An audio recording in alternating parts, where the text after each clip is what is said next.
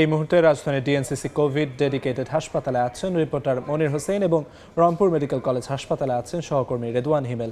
শুরুতেই যাচ্ছি মনিরের কাছে।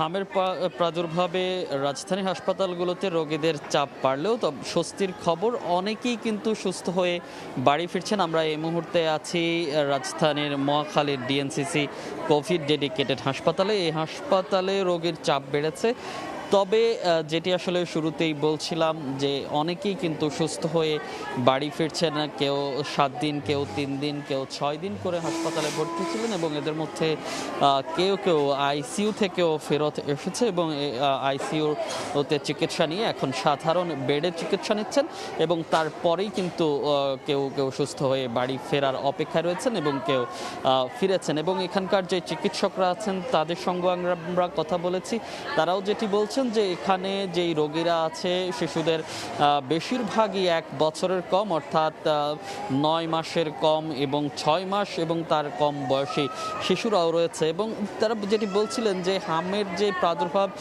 সেটি আসলে সংক্রমিত হওয়ার পর যেই অন্যান্য যে কোমরবিডিটিগুলো, বিশেষ করে নিউমোনিয়া, তারপর হৃদরোগজনিত কোনো জটিলতা থাকলে, সেসব জটিলতা থাকলেই কেবল যে জটিলতাগুলো তৈরি হচ্ছে সেই জটিলতাগুলো তারপরেই দেখা যাচ্ছে। তো সে সঙ্গে চিকিৎসকরা স্বাস্থ্যবিধি মানার প্রতি বেশি জোর দিচ্ছেন। তো এই ছিল রাজধানী থেকে হামের প্রাদুর্ভাবের সবশেষ খবর।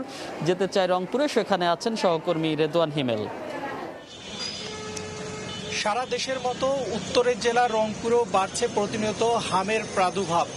গত 1 সপ্তাহে রংপুর মেডিকেল কলেজ হাসপাতালে প্রায় 23 জন শিশু কিন্তু হাম রোগে আক্রান্ত হয়ে ভর্তি হয়েছেন এবং তাদের কিন্তু চিকিৎসা কিন্তু পর্যায়ক্রমে চলছে এবং এদের মধ্যে 7 জন শিশু রয়েছে, তারা কিন্তু সুস্থ হয়ে বাড়ি ফিরেছেন, এমনটাই কিন্তু তথ্য আমাদেরকে জানিয়েছেন রংপুর মেডিকেল কলেজের হাসপাতালের কর্তৃপক্ষ। এবং হাসপাতাল কর্তৃপক্ষ যেমনটি বলছেন যে হাম আক্রান্ত শিশুদের জন্য আলাদা ওয়ার্ড করা সহ প্রস্তুত রয়েছে, এনআইভি সহ সব ধরনের ব্যবস্থা কিন্তু রাখা হয়েছে, যাদের করে শিশুদের সব ধরনের চিকিৎসা কিন্তু ভালোভাবে দেওয়া যায়। এছাড়াও রোগীদের আইসোলেশন ওয়ার্ডে মেডিকেল বোর্ড গঠন করে চিকিৎসা দেওয়া হচ্ছে।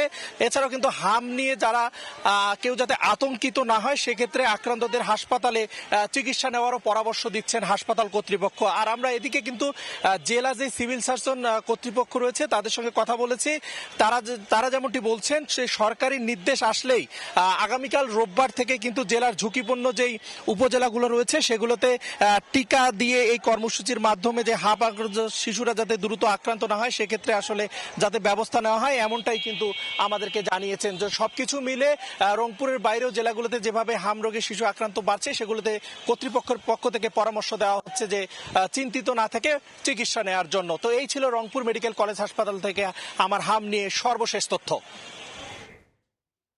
হামের